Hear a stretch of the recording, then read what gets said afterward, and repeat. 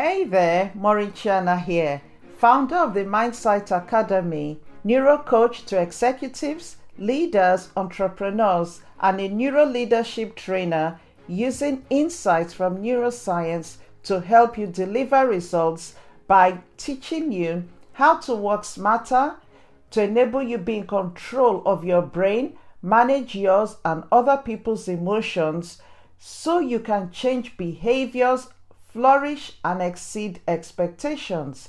Welcome back to another episode of Lead to Excel podcast.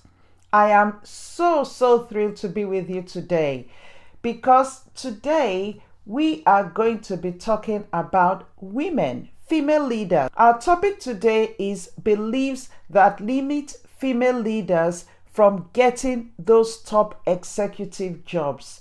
The statistics have been discussed for so many years about the gap between females that come into the workplace or even come into managerial positions and the numbers that are at the top that actually get into C-suite or into executive roles or even non-executive roles. A lot of times, the influence or barriers can be from external sources, which could be the culture of the organization, unconscious biases, stereotypes, a lot of those.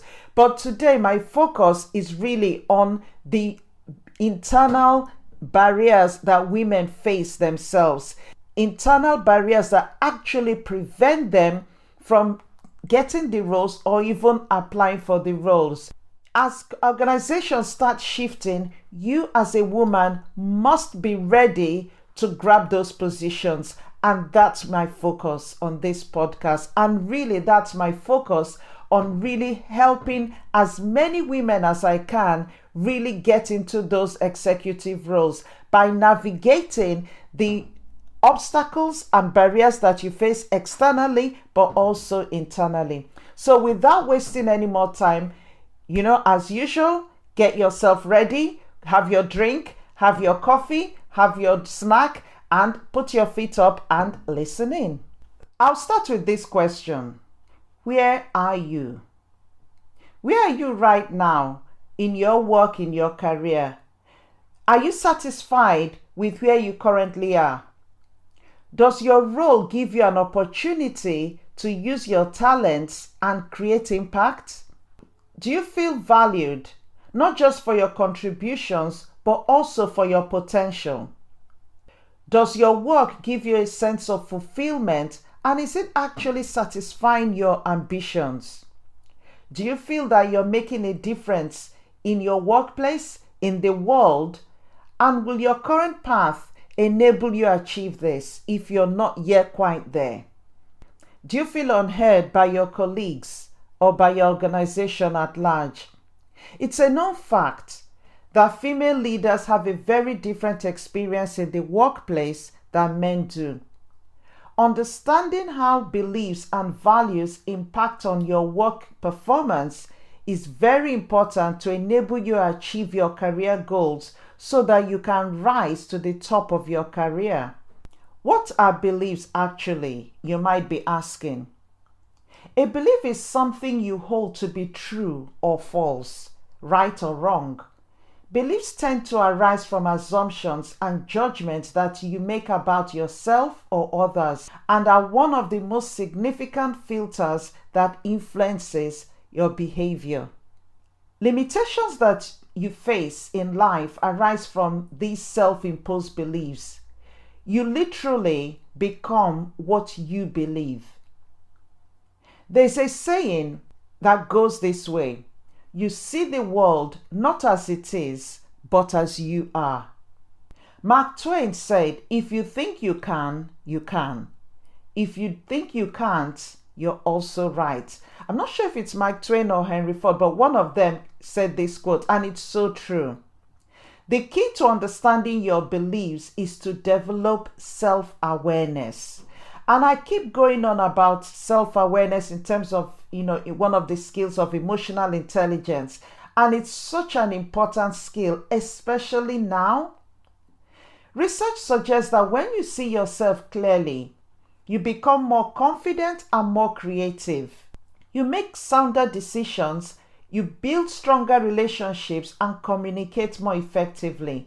You also become more effective as a leader with more engaged employees and a more profitable organization. Self-awareness will enable you to understand yourself, understand how you feel, understand why you behave the way you do, why you make the decisions the way you do. Self-awareness is your first key to enabling you get to the top of your career. Even though most people believe that they're self-aware, self-awareness is truly a very rare quality. Tasha Eurich, in her article in 2018, said that self-awareness is represented by how clearly you understand your values, passions, aspirations, reactions, which include your thoughts, feelings, behaviors, strengths, and weaknesses, and the impact that it has on others. She said that self-awareness is associated with higher job and relationship satisfaction, personal and social control, and happiness.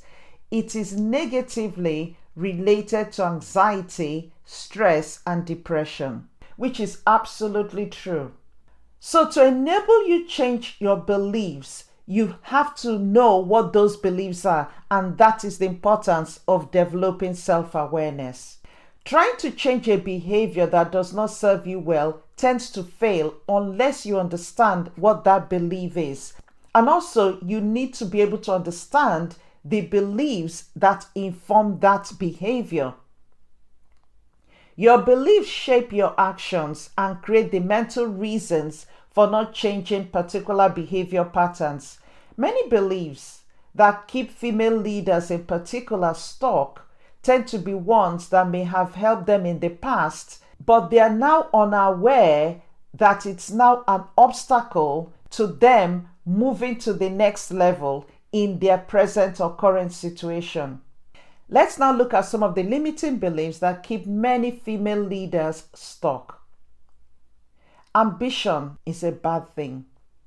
Many female leaders that are working hard to get to the top have often found themselves criticized for being too ambitious. What does too ambitious actually mean? It seems to mean that any woman who is ambitious is uncaring, over the top, aggressive, and too selfish to be trusted. When men are described as being ambitious, it's usually considered a positive thing, a strength actually, which makes very successful women often reluctant to describe themselves as ambitious. Too many times I hear female leaders say that they're driven but not ambitious. Ambition has come to be viewed by many females and many female leaders as a negative thing, as they avoid associating themselves with it. But I would consider a desire to climb to the top of your career as evidence of being ambitious. And might I add, a very positive thing as well? I've heard ambition being described by some as being solely focused on positional power. There is no reason that aspiring to have satisfying work and make a difference in the world cannot be a form of ambition. And there's no reason for ambition to automatically be viewed as arrogance or somebody being self-centered or untrustworthy. Ambition can actually be defined as the desire to maximize your talents in the service of work you find worthwhile and rewarding. Choosing to believe otherwise or making negative judgments about ambition can become a way to rationalize resistance, and you find that it subconsciously prevents you from taking some necessary actions to get to the top, because in a way you start talking yourself out of it. Another limiting belief is, I have to be seen as a good person, which in a sense can be interpreted as saying, I don't want to disappoint people. Many women work so hard to be perceived as being wonderful people or perceived as a wonderful person. While this is great for humanity, overdoing it can work against you, especially if it's associated with a belief that being wonderful means not upsetting or disappointing others. I have people that I've worked with refuse to ask for help when they're struggling. They refuse to delegate tasks and end up stuck with time-consuming projects that undermine their effectiveness because of their fear of appearing incompetent or upsetting colleagues or bosses. I've also seen many female leaders stay in an organization where they are not being promoted to the top jobs or even given top projects, and they stay quiet and even turn down great job opportunities in other organizations because they feel that leaving the organization will make them look ungrateful after the organization has done for them over the years, and they don't want to disappoint people and ruin their self-image of being nice, in quotes. This sense of false royalty is so common among women in the workplace and has prevented many from getting to their next level promotion or even getting into the C-suite. Another is work-life balance. Society's bias against women make many women willing to move heaven and earth to perform 100% with all and absolutely all aspects of their life. Being successful at a demanding job while trying to maintain a fulfilling personal life can be quite tough in today's demanding work culture, but expecting women to choose between career and personal life, or even women expecting to be perfect in both, is too much to expect of any human being. If you find yourself bound by these expectations, it's most certainly time to free yourself of them, because they will continue to undermine you if you don't. These beliefs tend to start early in girls' lives and all have their roots in society's expectation that women should put the needs of others ahead of their own. Many women subsequently carry these beliefs with them into the workplace. The good news is that you can now learn to develop self-awareness about these beliefs and expectations that all seem to be designed to hold you back, and now you can start getting rid of them so that you can climb your ladder to the top and thrive there. So basically, many women never quite believe that they can get the top jobs, that they belong at the top, or that their achievements are deserved. I would say classic case of imposter syndrome. They just talk themselves out of believing that they can do it. I'm here to tell you that you can do it and you deserve that top role. You deserve that top job.